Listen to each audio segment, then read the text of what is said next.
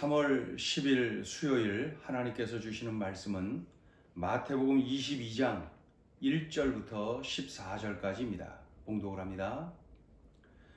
예수께서 다시 비유로 대답하여 이르시되 천국은 마치 자기 아들을 위하여 혼인잔치를 베푼 어떤 임금과 같으니 그 종들을 보내어 그 청한 자들을 혼인잔치에 오라 하였더니 오기를 싫어하거늘 다시 다른 종들을 보내며 이르되 청한 사람들에게 이르기를 내가 오찬을 준비하되 나의 소와 살진 짐승을 잡고 모든 것을 갖추었으니 혼인잔치에 오소서 하라 하였더니 그들이 돌아보지도 않고 한 사람은 자기 밭으로 한 사람은 자기 사업하러 가고 그 남은 자들은 종들을 잡아 모욕하고 죽이니 임금이 노하여 군대를 보내어 그 살인한 자들을 진멸하고 그 동네를 불사르고 이에 종들에게 이르되 혼인잔치는 준비되었으나 청한 사람들은 합당하지 아니하니 네거리 길에 가서 사람을 만나는 대로 혼인잔치에 청하여 오라 한대 종들이 길에 나가 악한 자나 선한 자나 만나는 대로 모두 데려오니 혼인잔치에 손님들이 가득한지라 임금이 손님들을 보러 들어올새 거기서 예복을 입지 않은 한 사람을 보고 이르되 친구여 어찌하여 예복을 입지 않고 여기 들어왔느냐 하니 그가 아무 말도 못하거늘 임금이 사환들에게 말하되 그 손발을 묶어 바깥 어두운 데에 내던지라 거기서 슬피 울며 이를 갈게 되리라 하니라 청함을 받은 자는 많되 택함을 입은 자는 적으니라. 아멘. 꼬투리 잡아서 예수님을 죽이려고 하는 이 유대 종교 지도자들 앞에서 예수님은 연속해서 비유로 말씀을 하십니다. 기억나세요? 두 아들 비유, 악한 농부의 비유. 오늘 본문은 혼인잔치 비유. 이 두 아들 비유나 악한 농부의 비유는 당시 유대 종교 지도자들의 위선, 불의, 교만 이런 것들을 폭로했다면은 오늘의 비유, 이 혼인잔치의 비유는 복음을 받아들이지 않은 이스라엘 민족의 죄, 그로 인한 심판 이런 내용을 다루고 있습니다. 이 비유가 내용이 이렇지요. 어떤 임금이 아들의 혼인잔치를 준비하고 있습니다. 그래서 많은 손님들을 미리 초대를 하지요. 몇 월 며칠 이러한 그 잔치에 오시오 하면서 초대를 먼저 합니다. 그래서 그 종들을 보내서 알려주고 초대를 하지요. 그리고 나서 그 당시의 관례대로 잔칫날 며칠 전에 또다시 종들을 보내서 알려줍니다. 이제 며칠 후에 잔칫날이 있다고 알려주는 거죠. 꼭 오세요 하고 말이죠. 그리고 당일날, 잔치 당일날 종들을 다시 보내서 초대받은 그 손님들을 모셔와라 이렇게 말을 합니다. 그러나 많은 사람들을 초대했지만은 그들의 반응이 엉망입니다. 5절 6절을 읽어보죠. 5절 6절 시작. 그들이 돌아보지도 않고 한 사람은 자기 밭으로 한 사람은 자기 사업하러 가고 그 남은 자들은 종들을 잡아 모욕하고 죽이니. 어떻게 이런 반응을 보입니까? 네. 그 바로 위에 4절을 보면은 잔치 준비를 잘 해놓고 종들을 보내서 정중히 모셔오라고 했는데 어떻게 그 손님들이 이러한 반응을 보일 수가 있습니까? 그러자 초대를 한 임금이 어떻게 반응하는 줄 아세요? 7절을 읽어보죠. 7절 시작. 임금이 노하여 군대를 보내어 그 살인한 자들을 진멸하고 그 동네를 불사르고. 진멸하고 불사르고. 임금님이 그렇게 했다는 거예요.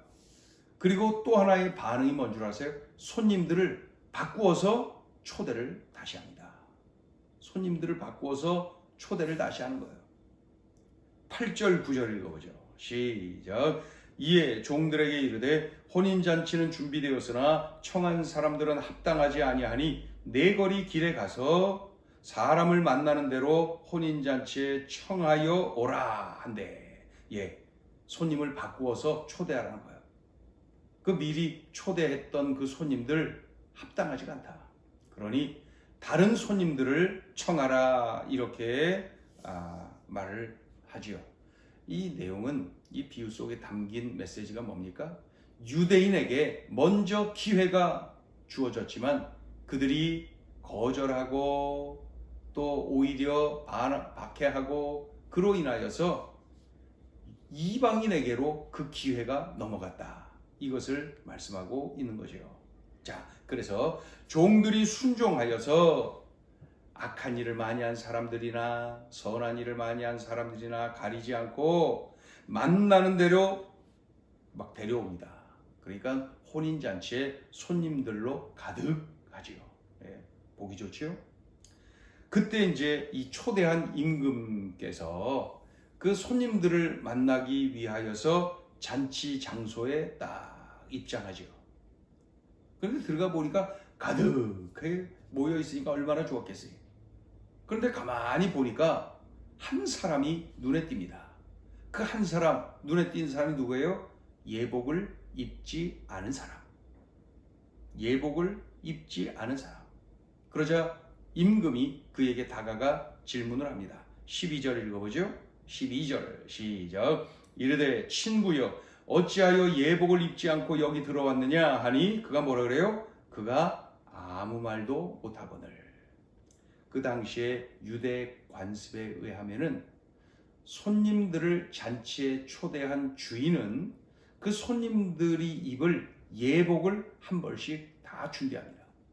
그래서 그날 잔치에 오는 모든 손님들에게 예복을 제공합니다. 그러니까 오늘 이 한 사람, 예복을 입지 않은 사람은 의도적으로 입지 않은 거예요. 의도적으로. 그러자 임금이 분노하며 명령을 내리죠. 13절 읽어봅니다. 시작. 임금이 사환들에게 말하되 그 손발을 묶어 바깥 어두운 데에 내던지라. 거기서 슬피 울며 이를 갈게 되리라. 이 예수님의 비유 속에서 이 예복이 무엇을 의미하는지가 중요합니다. 이 예복은 예수 그리스도를 구주로 믿는 믿음, 바로 그 믿음을 의미합니다. 그러니까 오직 한 가지 이 예복을 입은 사람들이 혼인잔치에 들어갈 수가 있는 것처럼 오직 한 가지 이 믿음, 예수 그리스도를 구주로 믿는 이 믿음 한 가지로 천국잔치에 들어가는 거죠. 하나님의 자녀가 되는 것이죠. 구원을 받아 영생을 누리는 것이죠. 오직 한 가지, 바로 예수님을 구주로 믿는 그 믿음 한 가지를 보시는 거죠. 예복 한 가지를 요구했던 것처럼 말이죠. 자, 오늘 주시는 메시지입니다. 첫째, 예복 한 가지만 요구하신다. 주인은 초대받은 모든 손님을 위해서 예복을 한 벌씩 준비하여서 제공한다고 했죠. 그런데 예복을 입지 않은 그 한 사람, 의도적으로 입지 않았던 거예요. 결국 쫓겨나지요. 슬피 울며 후회하게 되는 거죠. 여기서 이 비유 속에서 예복은 말씀드린 대로 예수 그리스도를 구주로 믿는 그 믿음을 의미합니다. 그러니 오직 한 가지 예복만 있으면 혼인잔치에 들어갈 수가 있는 것처럼 오직 한 가지, 예수님이 나의 구주이십니다 라고 믿는 그 믿음, 이 한 가지로 천국잔치에 들어가는 것이죠. 선한 일을 많이 했건 악한 일을 많이 했건 모두가 참석할 수가 있어요. 네 거리에서 왔건 삼거리에서 왔건 모두가 참여할 수 있어요. 유대인이건 이방인이건 모두가 참석할 수 있어요. 그러나 단 한 가지, 예복은 입어야 돼. 예복 입지 않으면 쫓겨나는 거예요. 예복은 입어야 돼요. 그 한 가지만 보는 거예요. 그 한 가지가 뭐라고 그랬습니까? 예수 그리스도를 구주로 믿는 믿음, 바로 이 믿음 한 가지입니다. 그러니 언제나 어떤 상황에서나 예수님이 나의 생명의 구원자이십니다. 예수님이 내 인생의 주님, 주인님이십니다. 바로 이 믿음 한 가지만큼은 결코 흔들림이 없이 견고해야 됩니다. 다시 한번 명심해야죠. 예복 한 가지만 요구하신다. 자, 둘째 주시는 메시지입니다. 잔칫날은 반드시 온다. 혼인잔치가 있기 전에 여러 날 전에 종들을 보내서 손님들에게 초대를 하는 거죠. 미리 초대장을 주는 것이죠. 몇 년, 몇 월, 며칠 혼인잔치가 있으니 하면서 미리 초대를 하는 거예요. 그런 다음에 잔칫날 또 며칠 전에 그 종들을 보내서 다시 또 알려주는 거예요. 며칠 후에 하면서 꼭 오라고 알려주는 거예요. 그리고 잔칫날 당일날 그 종들을 다시 보내서 손님들을 모셔오는 거예요. 그때에 건성으로 대답하는 사람이 있어요. 그냥 알았어 하면서 말이죠. 건성으로. 또 부정적으로 대답하는 사람이 있어요. 안 간다 그러고. 공격적으로 거부하는 사람도 있어요. 아예 막. 다양한 사람들. 그런데 반응이 이렇게 다양하고 또 종들이 여러 번 가고 손님들에게 말이죠. 그러나 분명한 것은 잔칫날은 반드시 온다. 어찌됐든 잔칫날은 반드시 온다. 그때에는 수많은 사람들 중에 딱 두 종류의 사람들만이 존재하는 것입니다. 잔치에 들어간 사람, 잔치에 못 들어간 사람. 이 두 종류의 사람으로 나뉘어질 뿐입니다. 그러니 나 자신이 그 잔치, 그 자리에 있어야 합니다. 동시에 내가 사랑하는 이들, 그들이 그 잔치에 있어야 됩니다. 그리고 하나님이 나에게 사명으로 붙여주신 그분들, 그 사람들이 바로 그 잔치 자리에 있어야 됩니다. 중요한 것은 잔칫날은 반드시 온다. 지금도 시간이 흐르고 있습니다. 잔칫날은 반드시 온다. 우리들이 깨어서 정말 이 믿음을 붙잡고 우리들이 천국 잔치에 들어갈 수 있는 그러한 합당한 삶을 우리들이 살아내야 될 것입니다. 기도합니다. 하나님 아버지, 오직 한 가지, 예수님이 내 생명의 구원자요 내 인생의 주님이십니다. 예수님을 구주로 영접한 이 믿음 한 가지만 보십니다. 주님, 중요한 것은 그 잔칫날은 반드시 온다는 것 명심하여서 나 자신이 흔들림 없는 견고한 믿음을 붙잡게 도와주시고, 내가 사랑하는 이들, 나에게 사명으로 붙여주신 이들 모두가 그 천국 잔치에 함께 들어갈 수 있도록 은혜를 베풀어 주시옵소서. 예수님의 이름으로 기도 올리옵나이다.